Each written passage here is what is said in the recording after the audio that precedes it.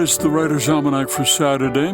It's the 19th of February, 2022. It's the birthday of the poet and novelist Stephen Dobbins, born Orange, New Jersey, 1941. He heard a jazz album, poems by Whitman and William Carlos Williams and Lawrence Ferlinghetti and Langston Hughes read over jazz music, which decided him on becoming a poet himself.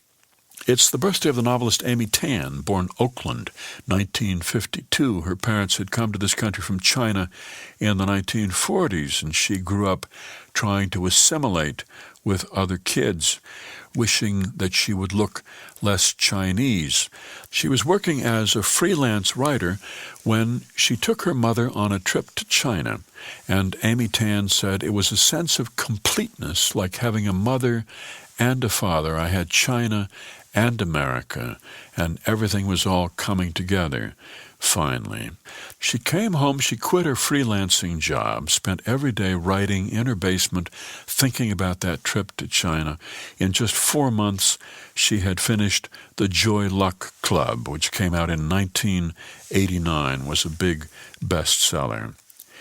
It's the birthday of the novelist Carson McCullers, born in Columbus, Georgia, 1917, who, when she was just 23 years old, published her book, The Heart is a Lonely Hunter, also known for The Member of the Wedding. Carson McCullers, who said, "I live with the people I create, and it has always made my essential loneliness less keen."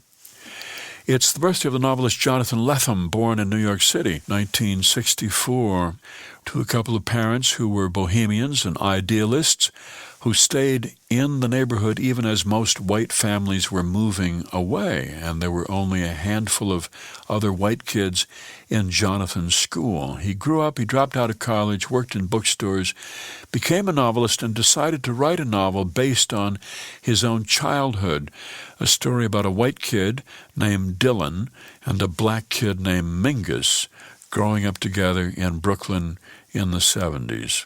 And the two friends find a magic ring that gives them superhero powers. That novel was The Fortress of Solitude, a best-selling novel in 2003.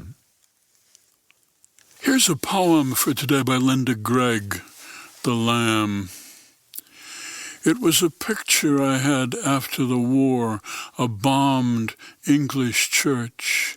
I was too young to know the word English or war, but I knew the picture. The ruined city still seemed noble. The cathedral, with its roof blown off, was not less godly. The church was the same, plus sun and sky. Birds flew in and out of the holes God's fist made in the walls. All our desire for love or children is treated like rags by the enemy. I knew so much and sang anyway, like a bird who will sing until it is brought down.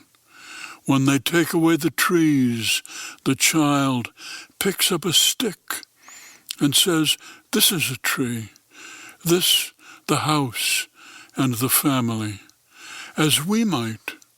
Through a door of what had been a house, into the field of rubble, walks a single lamb, tilting its head, curious, unafraid, hungry.